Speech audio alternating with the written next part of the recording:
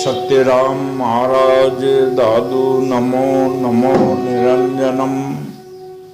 नमस्कार गुरुदेवतः वंदनम सर्वसाधवात् प्रणामं पारंगत। परब्रह्म परापरम सोमम देव निरंजनम निराकारं निर्मलं तस्य दादु वंदनम। केशरं वरधरं स्वामी नूर तेज सुधामयं दादु दयालु दया करतव सर्व विघ्न विनाशनम। जो प्रभु जग में ज्योति में कारण करण अभेव विघ्न हरण मंगल करण सरी नमो निरंजन देव। विघ्न बचे हरि नाम से व्याधि विकार बलाय। ये शरणा नाम का सब दुख सहज जाए। स्वामी दादू सुमरिये गइये निर्मल ज्ञान मनसा वाचा कर्मणा सुंदर धरिये ध्यान। बोलियो साधु श्री स्वामी दादू दयाल महाराज की निरंजन देव की। गुरुदेव की कृपा से सत्संग से लाखों प्राणियों का उद्धार हो गया। न जाने प्रभु दीन बंधु की ऐसी माया है, न तो ये माया न कोई बुलाई है, और न यहाँ जो है या युगों को कोई फेर करो। ये सब उनकी लीला है। युगों का फेर यानी सतयुग शोक हो, मनुष्य उत्पत्ति हुए, उनका मन के सारा द्वापर में थोड़ा थोड़ा बिगड़ने लगे। ये आवरण कहाँ से आए? ये प्रभु की लीला और कुछ भी नहीं। द्वापर में कुछ फिर ज्यादा फैला, और कलयुग में तो अंधकार है। ये से जो है युगन खुल फेरा कहाँ आया ऐसे? सब उनकी लीला है। कलयुग का मीने केवल मनुष्य को कलयुग में तो सभी शास्त्रों ने संतों ने कहा कि बेहाल कर दिए। मनुष्य नहीं रहे अभी तो ठीक है। कलयुग की चौकड़ी 4,32,000 वर्ष की अपने यहाँ के प्रमाण से। बाकी देवलोक का प्रमाण से तो कुछ 400 वर्ष कुछ है, लेकिन यहाँ 4,32,000 है, जिनमें 5,200 वर्ष व्यतीत हुए। अब तो ये 26,000 वर्ष निकेली जतरी गई हो, और अंत में ये भागवत भी रामायण भागवत की कलयुग में वर्णाश्रम नहीं रहेंगे। तो अभी लक्षण बता दिए। उनके बाद में कलयुग में बरसात नहीं बरसेगी, बरस रही है थोड़ी बहुत, लेकिन बाद में नहीं बरसेगी। और मनुष्य छोटे छोटे हो जाएंगे। ये अभी गाड़ियां हैं, रेला मोटरा, वही जा जाए, कुछ नहीं चलाने की क्षमता भी नहीं रहेगी। और 15-16 साल की उम्र कुल हो जाए, कई रेला मोटर चला सके, बना सके। लेकिन इसमें एक आधार जरूर है, वह आधार सतयुग से लगाकर, सतयुग में भी नाम का आधार था, मनुष्य की सफलता कब होती कि तप करते थे, लेकिन नाम का था। त्रेता युग में मनुष्य की सफलता कब होगी? मानस यज्ञ करते थे। यज्ञ 3 प्रकार के होते हैं। मानुष मन का यज्ञ, मानुष यज्ञ, द्रव्य धन से यज्ञ और परिश्रम से यज्ञ। तो इनमें सबकी आवश्यकता तो होती है, लेकिन मानुष यज्ञ में परिश्रम की आवश्यकता होती है, धन की कोई आवश्यकता। और मानुष जाप भी सबसे बड़े बताया। मानुष जाप, ये उपास मुख से जाप करते हैं, यानी मानस, मुंह को बंद कर लो बिल्कुल, फिर जाप होगा, वो सबसे जो है उत्तम बताया है। तो ये भगवान की लीलाएं है। देखो यहाँ जो है बुजुर्गों से सुनते आए कि नर चीती होवे नहीं, हरि चीती तत्काल, राजा बलि जाता बैकुंठ भेज दिया पाता। राजा बलि बंधन में अरुण के पास में बांध लिया है, भगवान के सामने खड़ा है। प्रहलाद जी आए, उनको भी नमन किया है। उनके बाद फिर भी उनमें क्या खई गरिमा रही, सत्यता बहुत जबरदस्त। न तो वह अपनी सत्य प्रतिज्ञा ने छोड़ी है, और न भगवान उनको अरुण के पास में बांध दिए, राज छुड़ा दिया और राक्षसों को, उनके अनुचरों को मारे, लेकिन फिर अपनी प्रतिज्ञा नहीं छोड़ी, सत्य पर अडिग रहे और घबराए भी नहीं। देखो ये भी बहुत, यानी शास्त्र सुनने में कोई नहीं, विचार बड़ा है। क्यों महाराज कहते हैं सभी व्याधि की औषधि एक विचार। अगर जिस शब्दों का विचार नहीं किया उन पर कोई असर पड़ा, कोई असर नहीं पड़ा, मन पर असर नहीं पड़ा, तो फिर आवरण कैसे हटेगा? विचार करने की भारी के इतने होते हुए राज इंद्र की जगह था, भगवान ने ले ली। सत्य प्रतिज्ञा से जो नहीं छूटी और अरुण के पास में बांध लिए, तो घबराए नहीं, बिल्कुल नहीं घबराए। जो कि तू ही मानो कि उनके मन और शरीर पर कोई असर नहीं पड़ा, प्रसन्न मुक्त। और राक्षस आए तो कह दिया कि नहीं, लड़ो नहीं। ये समय का मैंने अनुकूल है, ये प्रतिकूल है विधाता, और देवता पर अनुकूल है, कोई घबराने की आवश्यकता। भगवान का सामने भी जो है बिल्कुल प्रसन्न चित्त से है, और भगवान को कहा देखो ये न कह दीजिए कि प्रतिज्ञा तेरी भंग होगी, ये नहीं कहा। मेरा शरीर है, इसलिए तो शरीर ने अरुण के पास से बांध दिया, लेकिन वह त्रिभुवन पति ने कई लीला करी है। उन्होंने कहा मैं तेरे पे बहुत प्रसन्न, भगवान बामन जी ने कहा मैं तेरे पे बहुत प्रसन्न हूँ, और तुमको ऐसे शतान दिए हैं कि बड़े बड़े देवता उनका जो है आदर करें, और मैं तेरे द्वार के ऊपर गधा लेकर के तुम जब भी देखोगे जब भी खड़ा है। ये बहुत बड़ी बात। तुम जो है कोई भी राक्षस देवता कोई भी तेरी जो है विघ्न करेंगे, तेरे को जो है दुख पहुंचाएंगे, उसी समय उनको जो है शरीर के टुकड़े टुकड़े हो जाएंगे। ये सबसे बड़ी बात।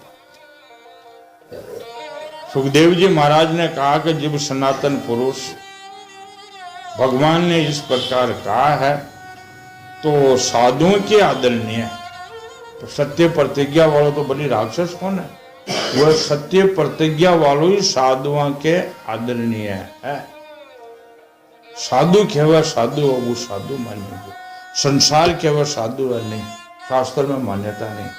संसार तो स्वार्थ बस कहीं भी कह सकते, लेकिन साधु का है वो साधु। जैसे हीरे को जमुरी का हीरा तब वो हीरा साबित हो, और कोई कह दे वह हीरो है, कौन कौन मानेगा उन्हें? कोई उनका जो है कोई सपोर्ट नहीं है पीछे, जो कि हीरो ही है। और जमुरी कहेगा कि हीरा तो हीरा है, वो तो जमुरी है। तो साधु कहेंगे वह साधु, और जो साधु नहीं कहेंगे कि साधु नहीं है तो फिर वह नहीं है। ये बात भी आप विचार ने देखो, कोई भी भागवत वालों ये नहीं कहते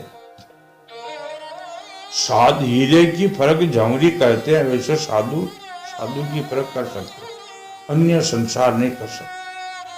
अन्य का तो अच्छा बोलिया या कोई स्वार्थ कर दिया कह देंगे महात्मा, जैसे महात्मा थोड़ी हो गए। साधु कहे जब साधु, तो साधुओं में आदरणीय साधु, इनको आदर दियो का धन्यवाद। बल्ली तुम गृहस्थ आश्रम में रहते हुए और सर्व जाते हुए भी अड्डी करा, सत्य की जीत होती है, सत्य के सदा के लिए जो है जीत। तुमने जो है साधुओं में आदरणीय मां अनुभाव देते राज ने नेत्रों में आंसू छलका। वाह प्रभु, बहुत कृपा, प्रेम से उदय उनका कंठ गला भरा है। वह हाथ जोड़ करके गदगद वाणी से भगवान से कहने लगे, प्रभु मैंने तो आपको पूरा प्रणाम भी नहीं किया, केवल प्रणाम करने मात्र की चेष्टा भरी, उसी से मुझे यह फल मिला जो आपके चरण कमलों के शरण में जो भक्तों को प्राप्त होता है। बड़े बड़े लोकपाल और देवताओं पर आपने जो कृपा कभी नहीं की, वह कृपा रे मान नीच पर कर दी। बड़ो बड़ाई न करे, बड़ो न बोले बोल, रही मन हीरा कब कह लाख हमारा। ये भी बड़ी जो है अपने को मिलती है। वह सत्य प्रतिज्ञा वाला था, पर खाम में नीच राक्षस हो, और बड़े बड़े देवताओं पर आपने ये कृपा नहीं की। आज दिन तक किसने कहा नहीं जो मैं गधा लेकर के तेरे वहां द्वार पर खड़ा हूं, मैं मां नीच पर आपने बहुत कृपा। असुरों को सहज प्राप्त हो गया। सुखदेव जी ने कहा परीक्षित जो कहते हैं यूं कहते ही बलि अरुण के पास से मुक्त हो। उन्होंने भगवान ब्रह्मा जी और शंकर जी को प्रणाम किया। उनके बाद बड़ी प्रसन्नता से असुरों को साथ लेकर भगवान की आज्ञा से बलि सुतर लोक को चले।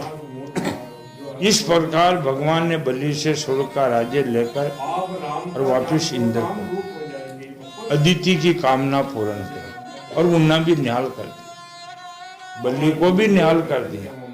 और जो अदिति का जो है दुख था, वह उनके मेरे पुत्रों का राज उसने ले लिया है बलि ने।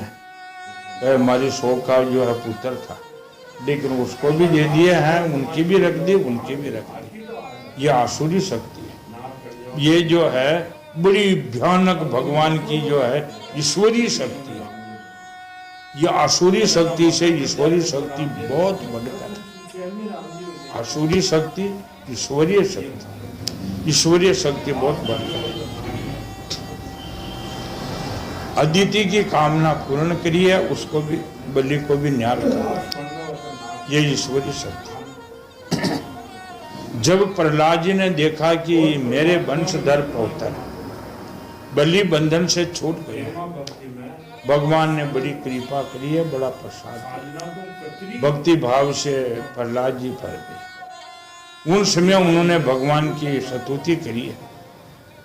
प्रहलाद जी ने कहा, प्रभु ये कृपा प्रसाद तो कभी ब्रह्मा जी, लक्ष्मी, शंकर जी को भी प्राप्त नहीं, दूसरों की तो संसार में बात ही क्या है। जो कृपा प्रसाद बलि को वंद्यन ब्रह्मा आदि जिनके चरणों की वंदना करते रहते हैं, वही आप इस असुरों को द्वारपाल कभी नहीं किया हो, आप द्वारपाल पुनः स्वीकार कर दो।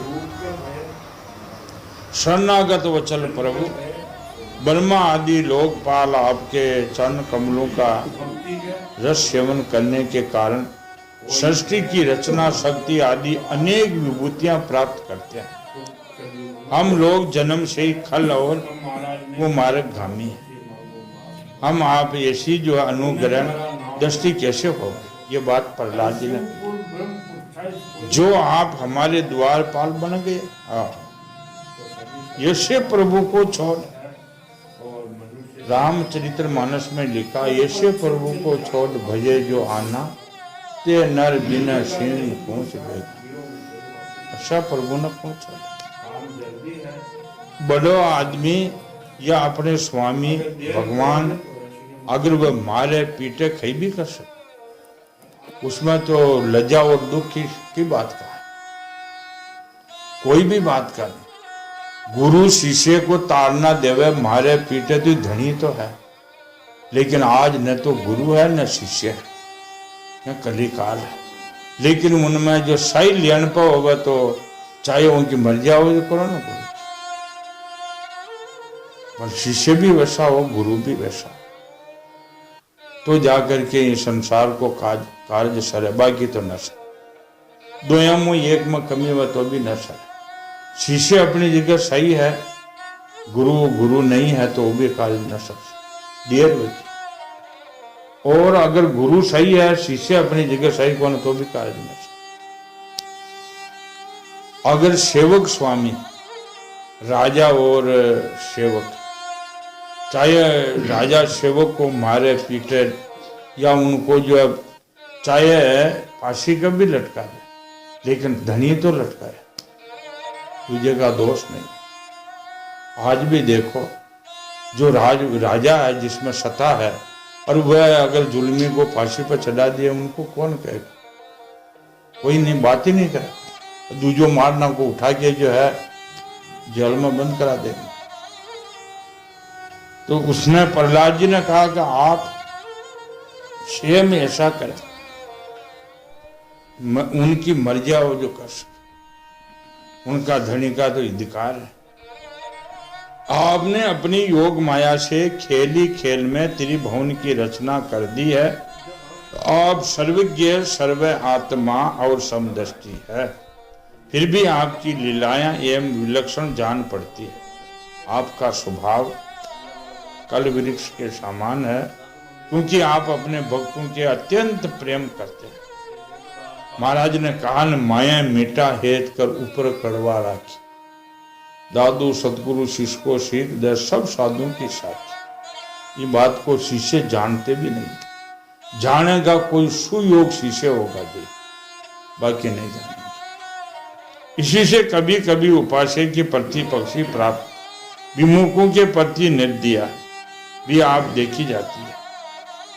जो विमुख है वो चाहे कतरी जो है मन मारो पीटो, वो चाहे कतरे लालचा करो, पर नर दिया आप उस पर दिया करे तो साफ क्या न। अब जो पुरानी बातें है केवल लिखा वहां के सुना देना कई बदतर, हमें कोई असर ना पड़े। चाहे वक्ता जहां तक जो है, जहां तक गुंजाइश हुआ वहां तक शब्दों की गुंजाइश है। आग लो श्रोता, सुनो या ना सुनो, जिसको लाभ मिल गए तुरंत मिलता है, और नहीं समझे नहीं सुना तो उनमें कोई दोष नहीं होता। सदगुरु गुरु धोबी शिष्य कपड़ा, और साबन सृजनहार, सुरत शिला पर दे फटकार, रंग निकले अपरंपार। आज कोई भी हो, गुरु शिष्य संसार में, चाहे गृहस्थी हो चाहे शिष्य आश्रम हो संप्रदाय हो, लेकिन ऐसा कोई नहीं जो गुरु की गरिमा शिष्य पहचान सके। कोई बिरलो कटे, चाहे वो कुछ भी करो। गुरु तो धोबी भी आकर है, अगर कपड़ों धोबी जो प्रेम करे तो धनी दूजे दिन जो है मजदूरी भी न बुला। वो तो जैसे बकना जी ने कहा, लाता मारी थापा मारी माटी से गति करी हमारी, ऐसे शीशे का मिलता नहीं मिले तो कार्य भी न सर, न तो मुक्ति को कार्य सरे और न जीते जी शांति मिले। दो ही बात है, अगर जीते जी शांति नहीं मिली तो मुक्ति का कार्य कहां सरे। ये जो है ये सत्संग का मुख्य कारण ही शिष्य धोबी हो करके गुरु उठे, शिष्य कपड़ा बने तो काज सर, न तो न सर। महाराज ने कहा गुरु के ओगुण गुण कर माने। उल्टी बात जो है, गलती पर तो हर कोई ताड़ना देते हैं, लेकिन बिना गलती भी परीक्षा लेते। परीक्षा में उल्टी बात जो आप सत्संग में आपो मुन्नु की सुनाई हो, ये कुआ के लिए नहीं कहा, इसके लिए कहा। आज कह दो एक वस्तु मंगा, ये तो मैं ये न मंगाई उन्हों मंगाई, तो अगर बोल जाए न बोली तो मन में आए झूठ बोले, बाबू जी झूठ बोलता है। वो गरिमा कहाँ रही? गरिमा बताने वाले भी नहीं है तो धारण करने वाले भी नहीं है, और जिसने बताई है धारण करी तो आनंद हो गया, फिर कमी कहीं की ली। तो ये जो है प्रहलाद जी ने कहा कि मैंने आपकी ऐसी कृपा देखी है कि भक्तों पर निर्दया भी प्रकट करते हो, न करो तो वह सफाई क्या न, निर्दयता भी आपने देखी जाती है। भगवान ने कहा रे प्रहलाद तुम्हारा तो कल्याण हो, अब तुम भी सुतल लोक में चले जाओ, जहां तुम्हारे पोते गए हैं ना, ये बलि उनका पोता था प्रहलाद जी, वहां जाओ आनंद से। कई प्रकार का जो वहां विक्षेप कोई भी कुछ नहीं कर सकता, तुम भी वहां चले जाओ। शुक्राचार्य ने भगवान को कहा, भगवान जिसने अपना संसद कर्म संप्रीत करके तथा सब प्रकार के परमेश्वर यज्ञ पुरुष आपकी पूजा की है, उन कर्मों में कोई भी त्रुटि कोई भी विषमता कैसे रह सकती?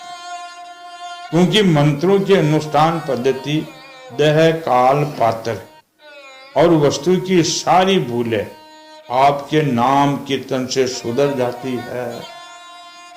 कई भी कार्य करो साधन का, लेकिन राम नाम ले लो, राम राम राम राम ये नाम को कीर्तन कर लो, चाहे हरे कृष्ण हरे राम का कीर्तन कर लो, सभी काम सफल हो जाएगा।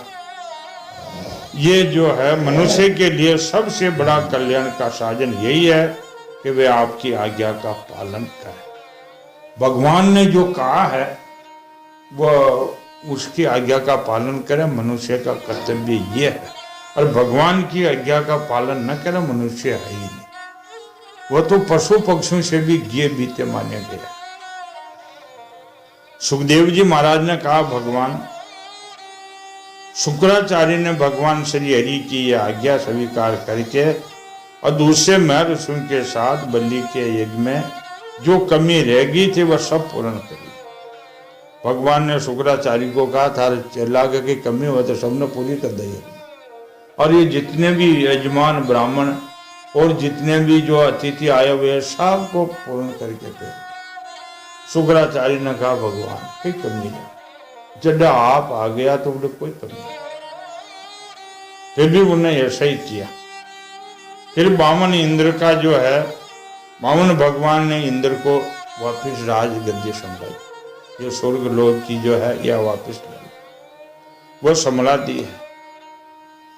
वैसे भगवान की यह सब लीला सुनाई है। ये बात राजा परीक्षित, सुखदेव जी महाराज ने कहा कि परीक्षित आपने पूछो कि ये इंद्र को राज जो है बलि कैसे लिया, वापिस इंद्र ने कैसे दिए। ये वामन अवतार की कथा, ये भगवान की लीला मैंने तूने पूछा और मैंने सुनाई। इनका सुनने से सारे पाप नष्ट हो जाते हैं। भगवान की लीला सुनने में पाप रह गयो तो फिर खटत हो जाए। महाराज कहते हैं, काया कर्म लगाए के तीर्थ धोवे जाए, और तीर्थ मीने कीजिए तो कैसे कर जाए, पैर कहाँ तरने की जगह ही नहीं। तो अगर भगवान की जगह कृपा हुई, भगवान पधार गया तो फिर और की कमी रहेगी।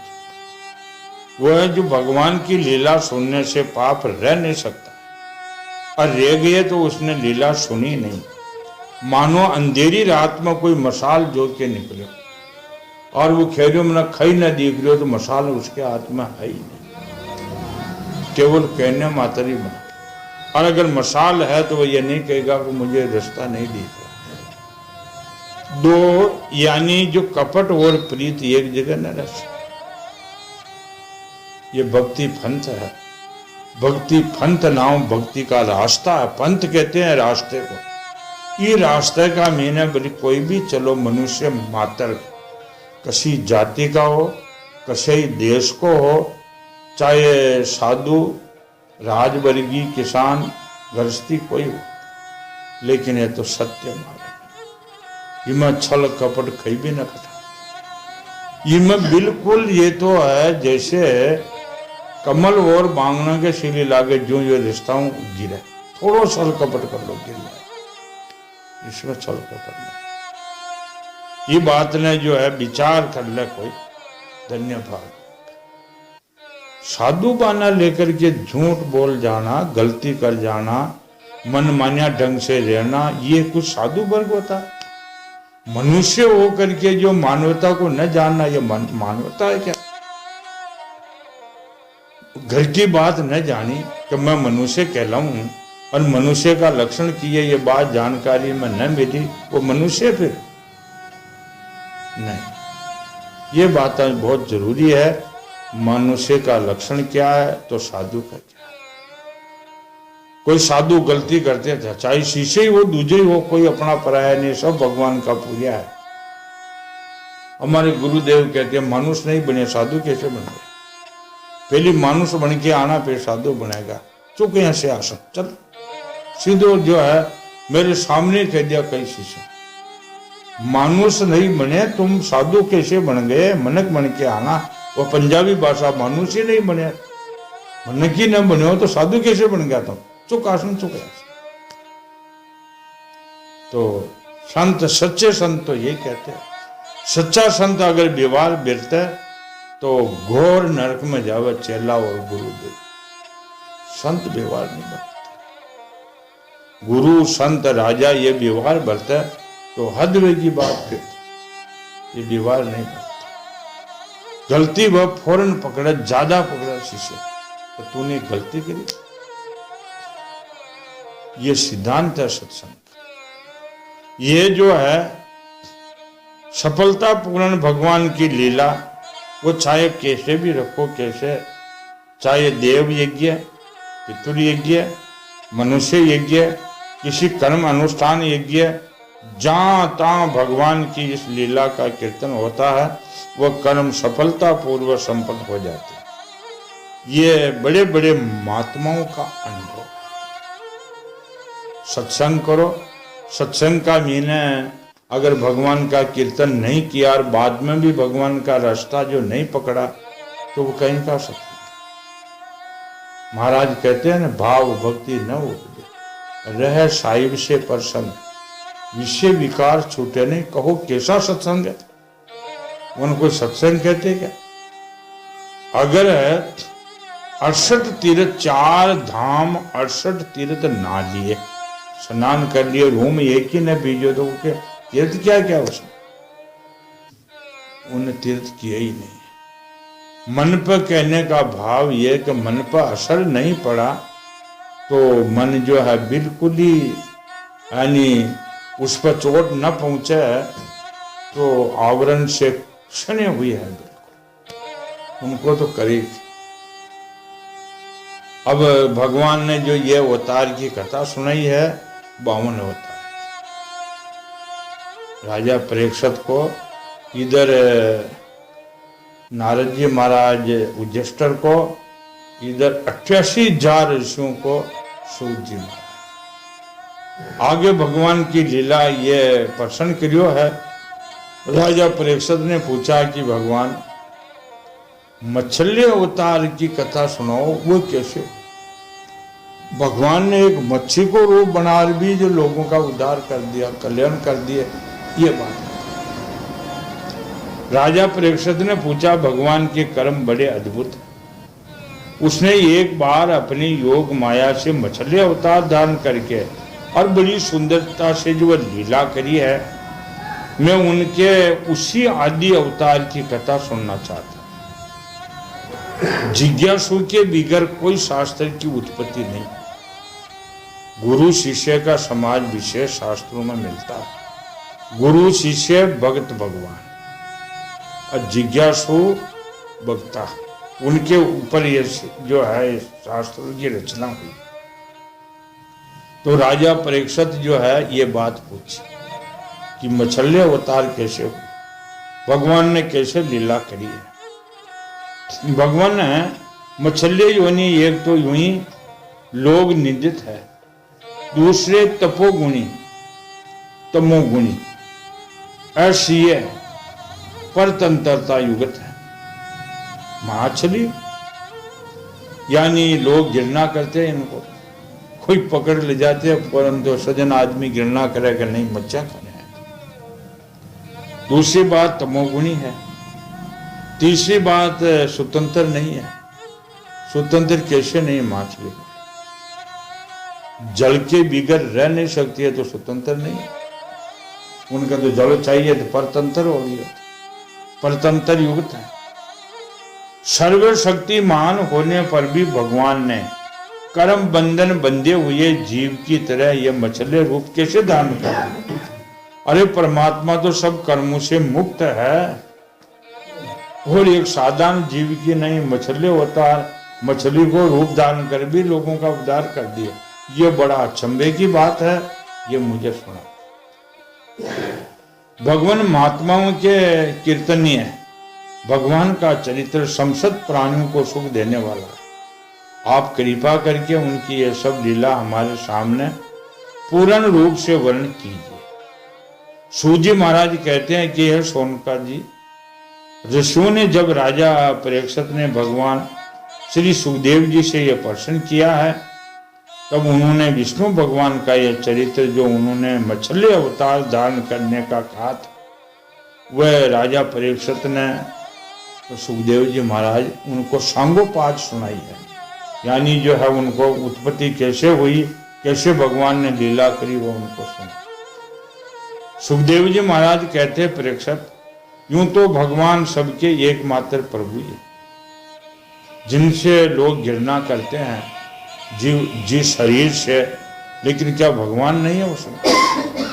उसमें भी तो परमात्मा है ना। परमात्मा किसी जगह पर, आप वैसे नामदेव जी को ख्याति सुनते ही हो। नामदेव जी ने कुत्ताओं तो आप घृणा करा, अगर कुत्तो मुंडो उड़ा दिया, उठा लट मारा, पत्थर पटका, लेकिन नामदेव जी की रोटी ले भागी, 3 कोसती लारे भाग्या और सुर नहीं बदलिया। वे सुर बदलना ये सबसे बड़ी बात है। यानी अपनी साधना से गिरना, सुर बदलना। सुर नहीं बदलना चाहिए। अभी कही मन में चित्त में भी कहीं चीतता रहे, ये ऐसा हो गया, यूं करे तो ऐसा हो जाएंगे, ये गलत चित्त है। ये कि सुर लगाओ ना, मैं सेवक हूं, मेरे प्रभु परमात्मा और मैं उनसे अरदास कर रहा हूं। इस सुर ने कहाँ बदला? एक मना लागा रे, महाराज का कहना है। महाराज कहते हैं कि एक मना लागा रे, अंत मिलेगा सोई, दादू जाके मन बसे ताको दर्शन हो। सुर क्यों बदलते? संकल्प विकल्प करती क्यों है?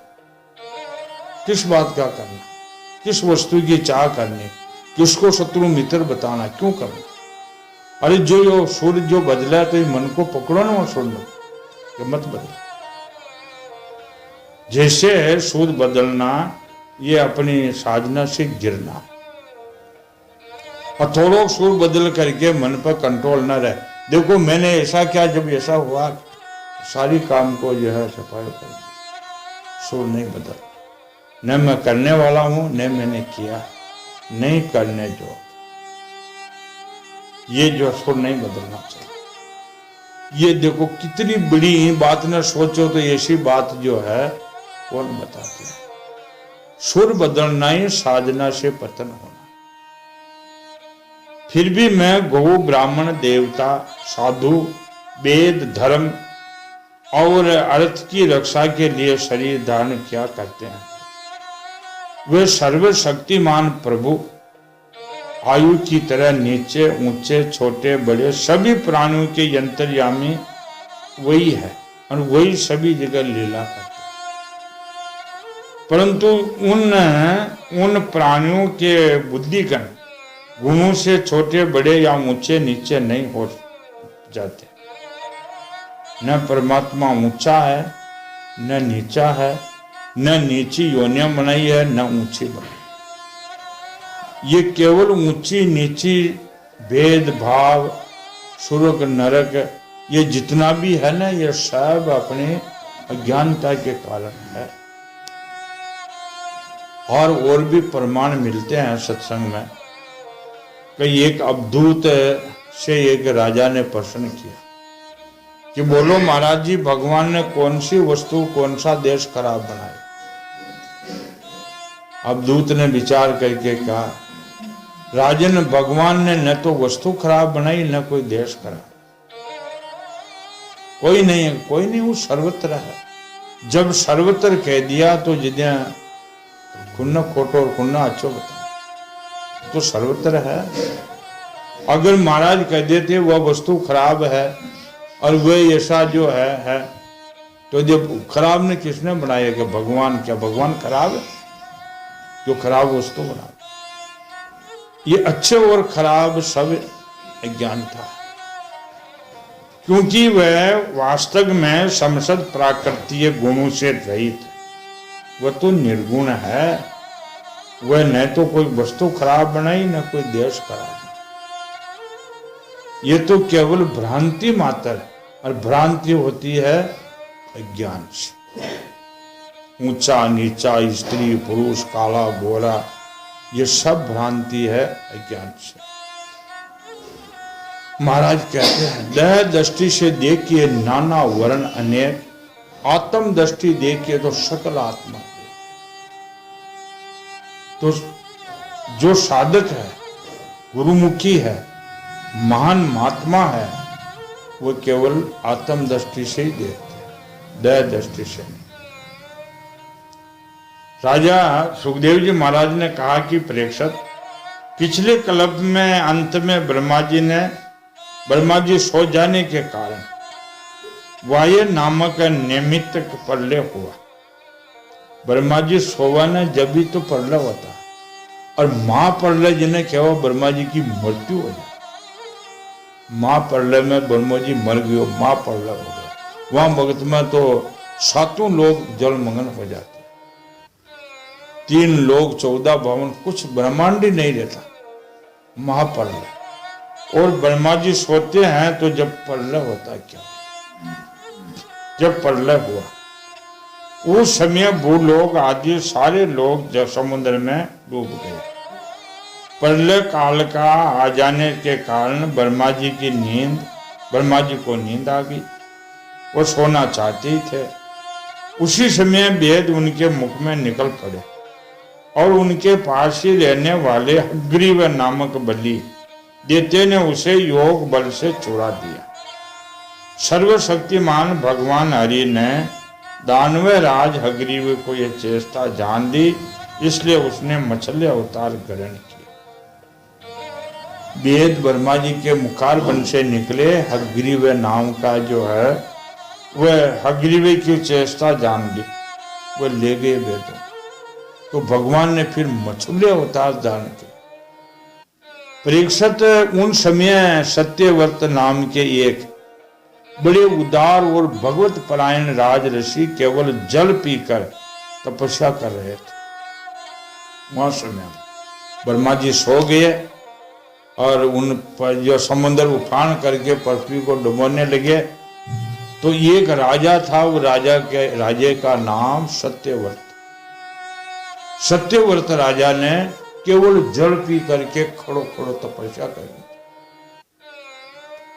वह सत्यव्रत वर्तमान महाकल्प में विविधान सूर्य के पुत्र श्राद्ध देव ने आपके विचार हुए, उन्हें भगवान के व्यवस्थित मनु बना दिया। एक दिन वे राज ऋषि कृतमाल नदी के जल में तर्पण कर रहे थे। उसी समय उनकी अंजलि में एक छोटी सी मच्छी आ गई। नदी का में जल के तर्पण कर रहे, जल पी के तपस्या करते थे राजा सत्यव्रत। तो उनकी अंजलि में छोटी सी मछली आ गई। महामुनि सुखदेव जी ने कहा कि राजा परीक्षित, द्रविड़ देश के राजा सत्यव्रत ने अपनी अंजलि में आई हुई मछली को जल के साथ ही फिर से नदी में डाल दिया। वो मछली ने बड़ी करुणा के साथ परम दयालु राजा सत्यव्रत से कहा, राजन आप बड़े दीन दयालु है। आप जानते ही है कि जल में रहने वाले जंतु अपनी जाति वालों को खा डालते हैं। मैं उनके भय से अत्यंत व्याकुल हो रही थी। आप मुझे फिर ही नदी में जल में छोड़ दिए।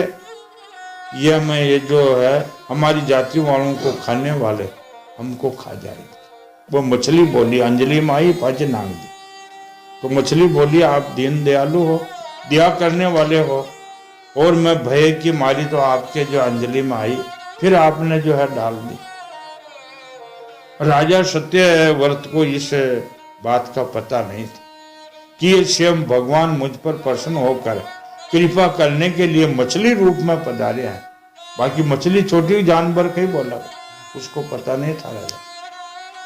इसलिए उन्होंने उस मछली की रक्षा का मन ही मन संकल्प किया।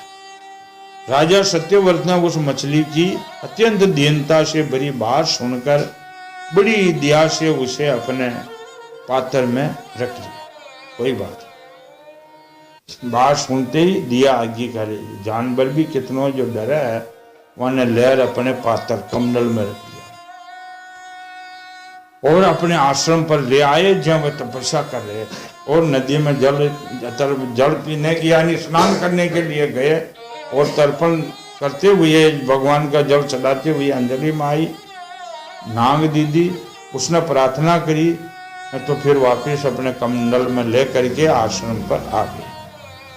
आश्रम पर लाने के बाद एक रात में ही वो मछली उस कमंडल में इतनी बढ़ गई कि उसमें उनके लिए शतान नहीं रहा, बरगी हुआ, तो पूरा शरीर बड़ो हो गया। उस समय मछली ने राजा से कहा, अब तो इस कमंडल में मैं कष्ट पूर्व रह रही हूं, अतः मेरे लिए कोई बड़ा सा शतान निहित कर दे जहां मैं सुख पूर्व रह सकूं। राजा सत्यव्रत ने मछली को कमंडल से निकाल कर एक बहुत बड़े पानी के मटके में डाल दिया। कमंडल तो छोटो हुआ, बड़ो मुटको पानी को ये में छोड़ दिया। शतान बहुत बड़ा था, परंतु वहां डालने पर वह मछली 2 घड़ी में 3 हाथ की लंबी हो गई। वो घोड़ो तो छोटो गयो, मोटो पाता। फिर उसने राजा सत्यव्रत ने कहा, राजन अब ये मटका भी मेरे लिए तो ये जो मकान बिल्कुल छोटा है, मैं इसमें सुख पूर्व न रह सकता। मैं तुम्हारी शरण हूं, इसलिए मेरे रहने योग्य कोई बड़ा स्थान बताओ। परीक्षित सत्यव्रत ने वहां से उस मछली को उठाकर और एक पास में सरोवर था, उस तालाब में छोड़ दिया। उस तालाब में जो है छोड़ दिए, लेकिन थोड़ी देर में इतनी बढ़ गई वह तालाब में फूल गई। ये मछली होता है, पूरा तालाब में जो है भर गई। एक महा मछली आकर धारण कर सरोवर में जल को घेर लिया और कहा, राजन मैं जलचर प्राणी हूं, इस सरोवर में जल भी मेरे सुख पूर्व नहीं है। देख राजा, ये जल थोड़ा है तालाब इस सरोवर, और मैं सुख पूर्व न रह सकता। इसलिए आप मेरी रक्षा कीजिए और मुझे किसी अगाध सरोवर में रखिए। मछली भगवान ने इस प्रकार कहने पर एक एक करके उन्हें कई अटूट जल वाले सरोवर में बड़े बड़े तालाबों में डालते गए, लेकिन वह तो उसमें नहीं समाई। अंत में उसने लीला मछली को समुद्र में ही छोड़ दिया। राजा सत्यव्रत ने ले जाकर और समुद्र में छोड़ा। ये बहुत बड़ा सरोवर। मछली डालते समय भगवान ने सत्यव्रत से कहा, अरे वीर, समुद्र में बड़े बड़े बली मगर आदि रहते हैं, वह मुझे खा जाएंगे, इसलिए आप मुझे समुद्र के जल में मत छोड़िए। फिर भी ये बात कर, बहुत बड़े मगर रहते हैं समुद्र में और मुझे खा जाएंगे। मछली भगवान की मधुर वाणी सुनकर राजा सत्यव्रत मुग्ध हो गए। उन्होंने कहा, मछली का रूप धारण करने मुझे मोहित करने वाले, अब बताओ आप कौन हो। अब राजा को पता हो गया। जितने राजा उसको जंतु ही समझ रहे हो, तो एक मछली है। लेकिन मेरे को तो मोहित कर दिए। आप हो कौन? आपने एक ही दिन में 400 कोस के विस्तार का सरोवर घेर लिया है। आज तक ऐसी शक्ति रखने वाला जलचर जीव मैंने कभी नहीं देखा, नहीं सुना है। अवश्य आप साक्षात सर्वशक्तिमान, सर्वयंत्रियामी, अविनाशी हरि तो नहीं हो आप, यो की अकेली लीला क्रिया। जीवों पर अनुग्रह करने के लिए आपने जलचर का रूप धारण किया है। पुरुषोत्तम, आप जगत की उत्पत्ति, स्थिति और प्रलय के स्वामी हैं। आपको मैं नमस्कार करता हूं। अब सत्यव्रत ने यह पता पड़ गया कि भगवान के सिवाय लीला कोई कर नहीं सकता। प्रभु, हम शरणागत भक्तों के लिए आप ही आत्मा और आश्रय है। यद्यपि आपके सभी लीला अवतार प्राणियों के अनदीय प्रेम के लिए होते हैं। यद्यपि मैं ये जानना चाहता हूं कि आपने यह रूप किस उद्देश्य से ग्रहण किया। सत्यव्रत राजा ने यह प्रार्थना की, कसो रूप आपका मन, इनका उद्देश्य क्या है? कृपा करके मेरा यह संशय दूर करिए। कमल नयन प्रभु, जैसे दया आदि अनात्म पदार्थों में अपने पने का अभिमान करने वाले संसारी पुरुषों का आश्रय व्यर्थ होता है, उस प्रकार आपने चरणों के शरण तो व्यर्थ नहीं हो सकती है, क्योंकि आप सबके हितैषी है। प्रभु, मैं आपसे यह प्रार्थना करता हूं कि मेरा आप संशय दूर करें। कोई मनुष्य को शरणों ले ले, चाहे राजा हो, लेकिन वो कोई कर सकते, वो उनका जो है, उनका कभी जो है सुखी कर ही नहीं सकते। लेकिन आप तो ऐसे नहीं हो, आप तो मैं जान गया कि आप भगवान हैं। आपका जो है सन्ना लिया कैसे मैं निष्फल हूं। परीक्षित, भगवान ने अपने अत्यंत प्रेमी भक्त पर प्रेम करते हैं। जगपति मच्छल्य भगवान ने अपने प्यारे भक्त राज ऋषि सत्यव्रत की ये प्रार्थना सुनी तो उनका प्रिय और हित करने के लिए साथ ही वह कल्पांत के प्रलयकालीन समुद्र में विहार करने के लिए उससे कहा। अब भगवान बोले मछली के रूप में। भगवान ने कहा, सत्यव्रत, आज के 7वें दिन भूलोक आदि तीनों लोग ये जल में डूब जाएंगे। आज के 7वें दिन, उस समय तीनों लोग प्रलय काल की जल राशि में डूबने लगेंगे।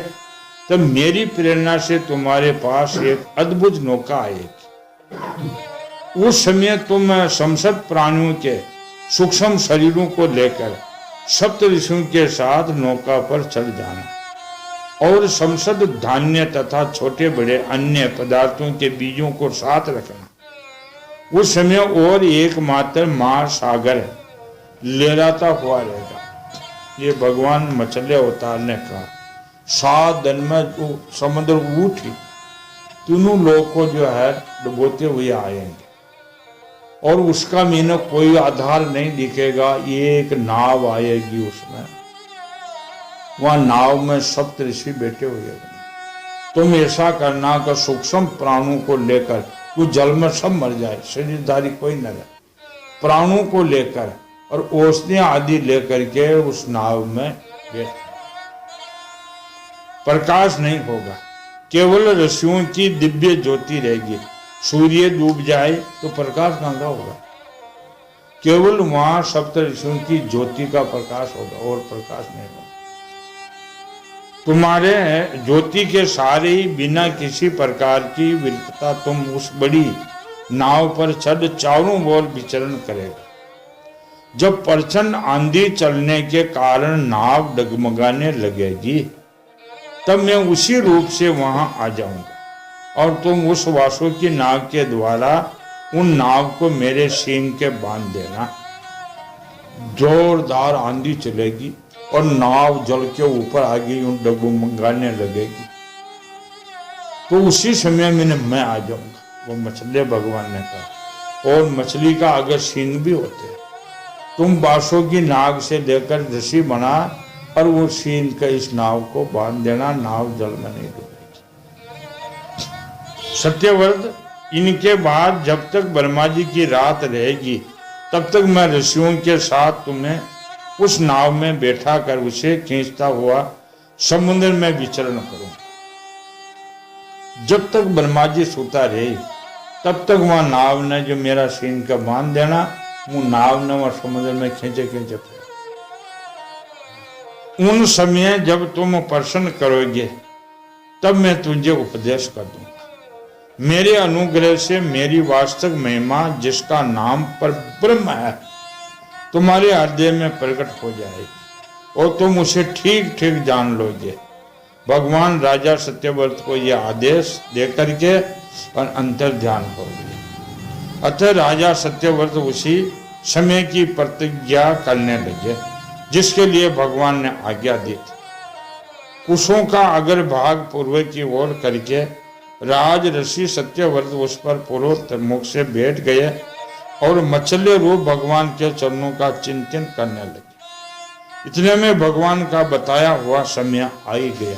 7 दिन निकलता बम के टाइम में, तो वह भगवान का जो है बताया हुआ समय आ ही गया। अब ये प्रलय का जो है, ये सत्यव्रत को प्रलय दिखाए। और सत्यव्रत शरीर से ही देख तो नहीं, वह नाव में चल गए। सप्त ऋषि थे, नाव डगमगाने लगी तो वासों की नाव से जड़ व मछली होता है भगवान समुद्र में लिए और नाव ने वहां सीन के बांध दी। ये भगवान की जो है बड़ी मछली अवतार की लीला। और इसमें जो बांधेगा कैसे और उनको क्या उपदेश देंगे, अगले प्रसंग में आएगा। सच्चिदानंद भगवान की